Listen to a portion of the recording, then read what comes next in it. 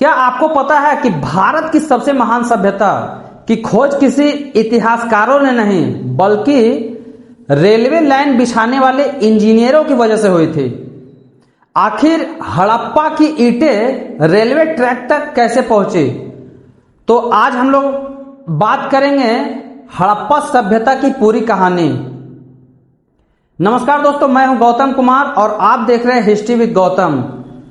पिछले क्लास में हम लोग कांस्ययुगीन सभ्यता पढ़ लिए थे और आज का क्लास हम लोग का रहेगा सिंधु सभ्यता की कहानी, जिसमें ये जानेंगे कि हड़प्पा की खुदाई कब हुई, किसने की, और मोहनजोदड़ो की खुदाई, इसके बारे में हम लोग डिटेल्स में समझेंगे। सबसे पहले थोड़ा सा हम अपने बारे में बताते हैं कि पिछले कई दिनों से 3-4 दिन से मतलब हमारा वीडियो अपलोड नहीं हो रहा था। इसका कुछ टेक्निकल इशू था, तो आज से हम लोग कंटिन्यू करेंगे। तो थोड़ा सा पहले हम लोग पीछे समझ लेते हैं, उसके बाद हम लोग हड़प्पा सभ्यता के बारे में समझेंगे।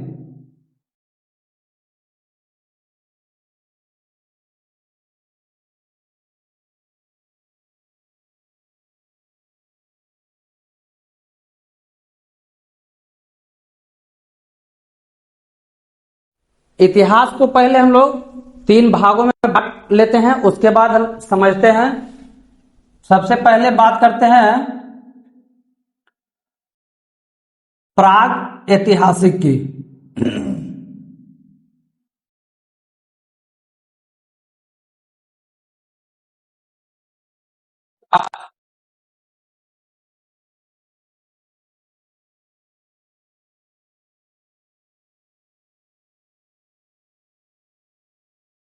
आदि, फिर ऐतिहासिक।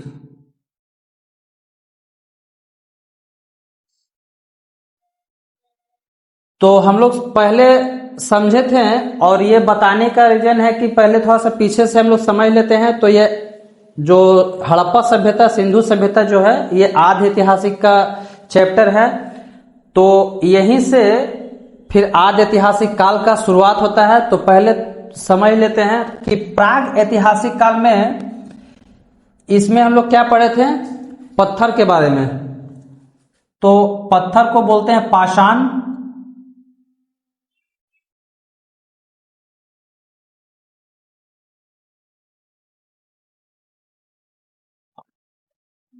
अब ये पाषाण काल को भी 4 वर्गों में बांटा गया है। पहला था पूरा पाषाण,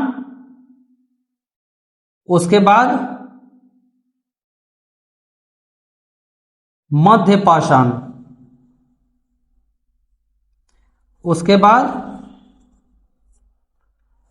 नवपाषाण, चौथा है ताम्रपाषाण। तो ये सब तो हम लोग पहले देख लिए थे। पूरा पाषाण काल में आग का खोज हो गया था। मध्य पाषाण काल में जो वो पहले जो बड़े पत्थर थे, मध्य पाषाण काल में छोटे पत्थरों का इस्तेमाल किए। नवपाषाण काल में पहिया, मनका, खेती और रहने के लिए अपना आवास और पालतू जानवर, जो पहला जानवर कुत्ता बनाए थे। इसके बाद हम लोग ताम्रपाषाण पढ़े थे। ताम्रपाषाण वो इसलिए बोला जाता था कि तांबा और पत्थर दोनों मिलाकर वो हथियार बनाए थे, इसलिए ताम्रपाषाण कहा जाता है। ताम्र का अर्थ हो गया तांबा और पाषाण का अर्थ हो गया पत्थर। तो इसी के बाद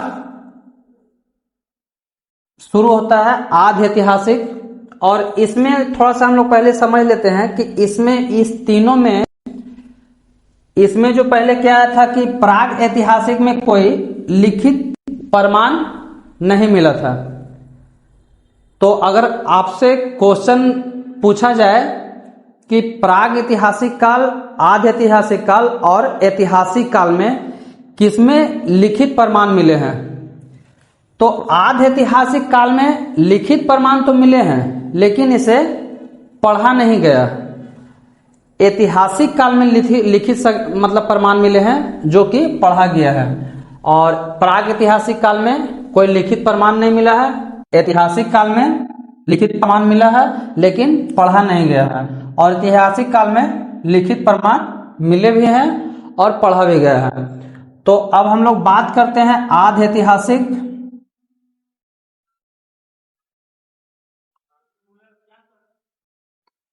सिंधु सभ्यता के बारे में।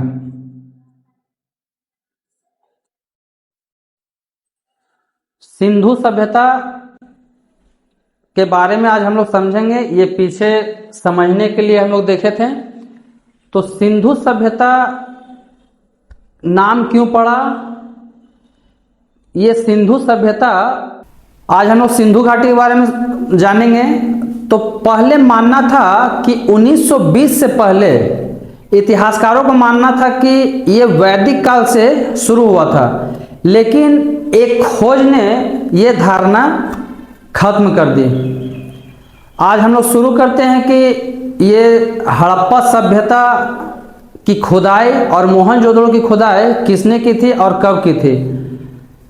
तो ये जो हम लोग 3 चरणों में जो बांटे थे, तो ये अगर आपसे एग्जाम में क्वेश्चन में इस तरह से पूछा जाएगा कि इतिहास को 3 युगीन सभ्यता में बांटने का काम किसने किया था, तो वो थॉमस ने किए थे।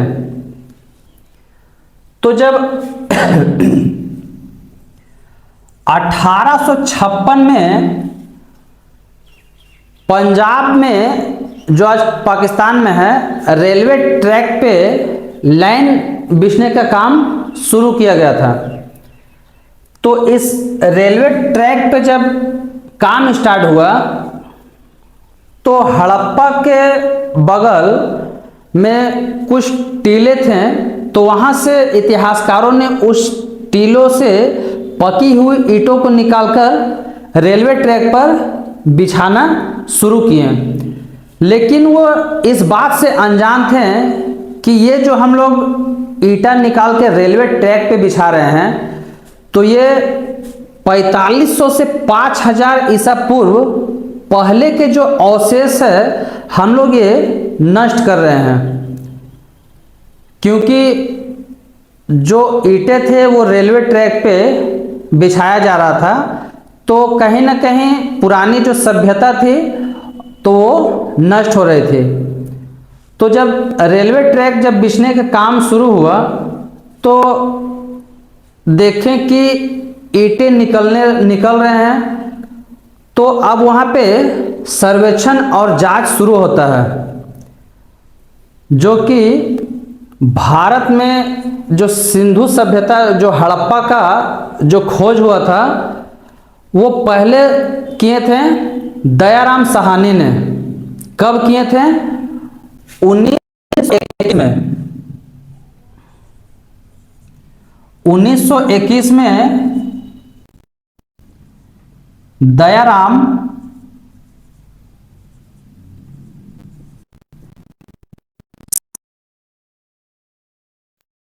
1921 में दयाराम साहनी द्वारा हड़प्पा की खुदाई हुई।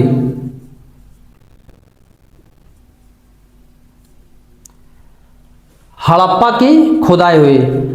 तो जब ये खुदाई स्टार्ट हुआ, तो देखे कि वहां पे ईंटें मिलने लगे, तो वो फिर ठीक ढंग से उसका खुदाई किए और अपना मजदूर लगा के बताएं कि इसको आराम से खोदा जाए। तो जब पूरी तरह से खोदा गया, तो पता चला कि यहाँ पे बहुत बड़ा घर था, और खोदने के बाद पता चला कि ये घर मतलब बहुत बड़ा मोहल्ला था। फिर उसके ठीक 1 साल बाद, तो हम लोग देख लिए 1921 में दयाराम साहनी ने हड़प्पा की खोज कर ली। 1921 में दयाराम साहनी ने हड़प्पा की खोज कर ली। इसके ठीक 1 साल बाद 1922 में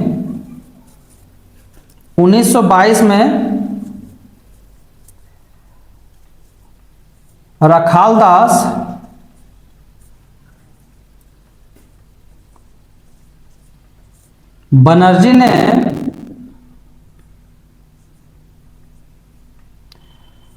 मोहनजोदड़ो की खोज कर दी।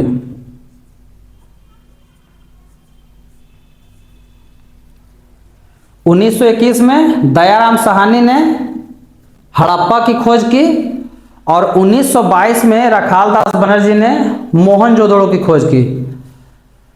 अब जब ये खोज शुरू हुई तो अब ये रुका नहीं, बढ़ते गया।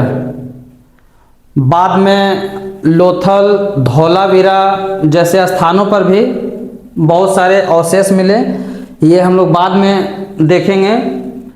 और अभी ये जो हड़प्पा और मोहनजोदड़ो है, ये वर्तमान में अभी कहाँ पे है? पाकिस्तान में है।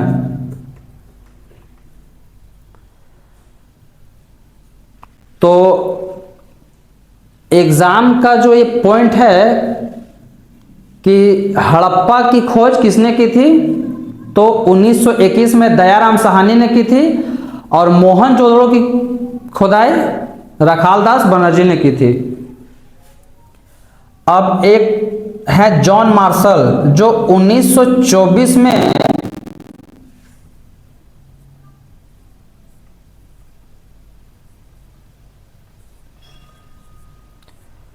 जॉन मार्शल ने 1924 में ये अपने माध्यम से सबको बताएं कि इन जगहों पे खुदाई के दौरान ये सब अवशेष मिले हैं। एग्जाम का जो पॉइंट था ये हम लोग समझ लिए।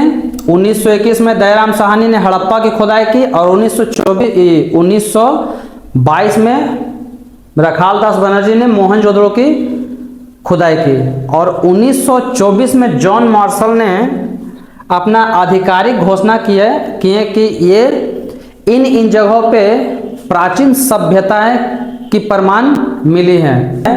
खोज की महत्वपूर्ण विशेषता,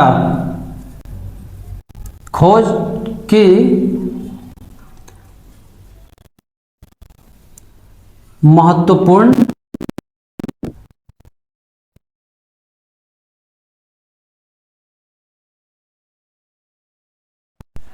तो इस खोज की महत्वपूर्ण विशेषता यह थी कि इस खोज में इतिहासकारों को पता चला कि यहाँ एक बहुत अच्छा सुनियोजित नगर मिला, जहाँ पक्की ईंटों की मकान, चौड़ी सड़कें, व्यापार के लिए जो यहाँ के लोग व्यापार जब करते थे, तो पिछले वीडियो में जैसे हम लोग बताए थे कि यहाँ व्यापार के लिए मेसोपोटामिया तक अपना व्यापार करते थे, जहाँ मनका, आभूषण जैसे अन्य वस्तुओं के व्यापार करते थे, आपका कपास ये सब और नील जैसे व्यापार किया करते थे। तो यहाँ से यही इन लोग को खुदाई के दौरान मिला कि यहाँ पे पक्की ईंटों की मकान, चौड़ी सड़कें और इसकी सबसे बड़ी विशेषता यह थी कि उस समय आज से 4500 से लगभग 5000 पहले जल निकालने के लिए भूमिगत व्यवस्था इन लोग के पास थी। इन लोग के पास अपना व्यापार था और एक उन्नत नगर था। तो आज का वीडियो में हम लोग सिंधु सभ्यता के बारे में देख लिए और अगले वीडियो में हम लोग समझेंगे कि सिंधु सभ्यता का नाम हड़प्पा क्यों पड़ा। तो अगले क्लास में हम लोग पढ़ते हैं। आज के लिए इतना ही, मिलते हैं अगले क्लास में। अगर वीडियो आप लोग को पसंद आई हो तो लाइक करें, शेयर करें और चैनल को सब्सक्राइब करें।